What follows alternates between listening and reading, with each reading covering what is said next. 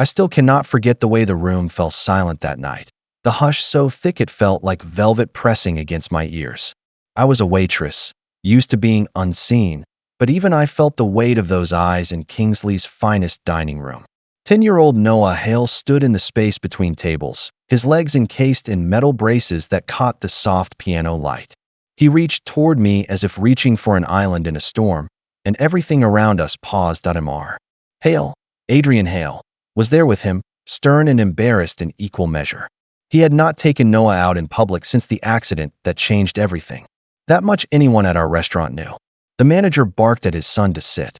I remember thinking, automatically, how people judged us both, me for being in his path, and Noah for being anything except invisible. When Noah's hand hung in the air, trembling, I did something small and enormous. I set my apron on a tray and stepped forward. I told the manager I couldn't dance in an apron because I had on clean clothes and a clean heart.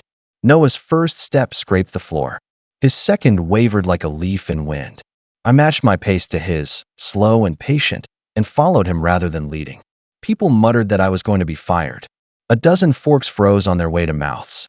In those 3 steps, I watched something return to the boy, a tiny rebirth. Fear eased into concentration. Shame shifted into shy pride. He was, for once, leading. When I left that night, Adrian called me back. He asked my name, Mara Ellis, and asked me to come to his office the next morning. I didn't know if he wanted to apologize or reprimand me, or buy my silence with money. My sister Layla and I had built freedom steps from thrift store speakers and stubbornness. We taught adaptive dance to children with motor challenges because nobody else seemed to see them except as problems to fix.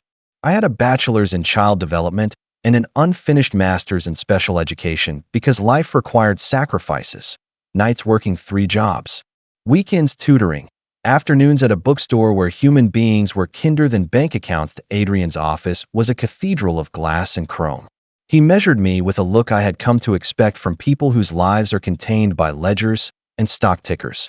He told me he had specialists, therapists, neurologists, psychologists, dozens of people whose job it was to engineer success. He told me he wanted me to work for him, to be someone who could get Noah to do what specialists could not, to move on his own terms. He offered money, enough to change my life. I considered the offer in silence and declined. I could not work as an image, an accessory to his guilt. Noah did not need someone paid to pretend to care. He needed space to be a person. I left him a card for our classes and walked out. That I did not expect to see him again, not with the Bentley idling outside our community center the following week. Yet there he was, stripped of business armor, but still unmistakably Adrian, stepping out beside his son. Noah watched our room with wonder as children spun, hopped, and rolled with adaptations and delight. Adrian sat awkwardly while I explained that our chaos had structure, just not the kind you can schedule into spreadsheets. He argued science. I told him our program was itself a kind of research in motion, integrating adaptive dance with principles of neuroplasticity that Dr. Amelia Rhodes, retired and brilliant, had been studying for years. Adrian had rejected Dr. Rhodes's proposals 3 times. He had overlooked grant requests, unread pages, and people with expertise who did not wear the right suits. He accused me of staging the restaurant scene and arranging the press. I admitted I had seen an opportunity, true, but Noah's choices had been real. The first time Noah had stepped and smiled in the restaurant, he had chosen. I had simply chosen to follow. Then Noah did something none of us had planned. He removed a brace and, with a trembling focus, took a step on his own. It was imperfect, shaky, a child's small miracle, yet utterly his. Camera flashes punctured the dim studio as reporters realized that what they had witnessed was not a manipulated display, but a genuine unfolding. Adrian's face, usually an unreadable mask of command, broke into something that looked almost like awe. He blinked back tears, and the power he wielded trembled against a new, unfamiliar force, humility. How do you fund that kind of transformation? Adrian asked the room. How do you own this? He could not buy what was happening. No account line on a balance sheet could capture Noah's grin. The next morning, before the headlines could shape the narrative, Adrian stood before cameras and made a choice that shocked many, myself included. He announced a 5-year commitment to fund Freedom Steps and to build a permanent rehabilitation center, on one condition: that I keep full autonomy over the program. We used the money to build a center, designed by children and families, ramps and studios, and quiet corners where a boy could try and fail and try again without the glare of polite pity. I visited construction sites in my lunch hour and signed off on paint samples with Layla. Adrian turned up at board meetings wearing a sweater and a humility he had not been taught in the boardroom. He read articles, asked questions aloud about neuroplasticity, and occasionally said things that made me smile because they sounded like someone who had learned to listen. There were tense moments. He had once cut funding on a whim and steered policy like a commander. He had never apologized. Funding was not an apology, I told him when he finally asked why I had been cold before. He changed policies, redistributed resources, and brought people to the table he had previously ignored. He provided compensation where he had withheld attention. It was progress. It was not the same as regret, but it mattered. The grand opening. Noah stood in the center of a room designed like a joyful laboratory of movement.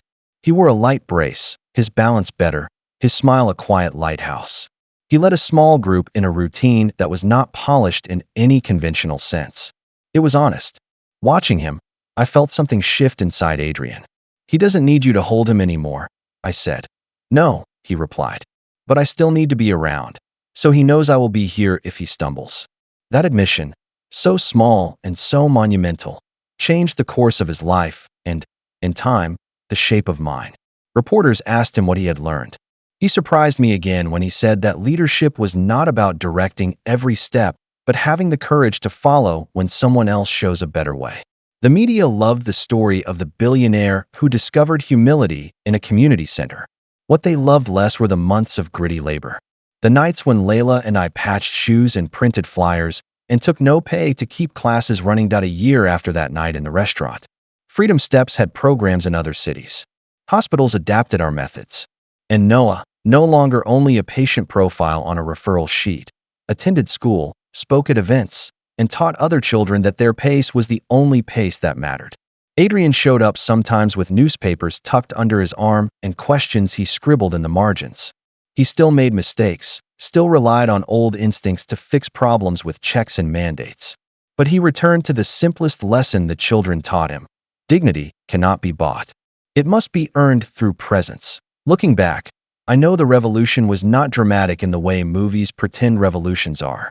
It was quiet, threaded through acts of simple courtesy and stubborn refusal to play the part that others had written for me. When Noah reached for me, he invited me to follow. When I followed, everything shifted. Tables of power rearranged themselves without anyone blaring trumpets. A man who lived by ledgers learned to balance his books with humility. A boy learned his steps were his to make. My sister and I built something bigger than we had dared hope. If anything in this story should stay with you, let it be this. The smallest of gestures, the answering of a hand, the choice to follow, can remake more than one life. It remade mine. It remade Adrian Hale's. And it set Noah on a path where his steps, however imperfect, would always be counted.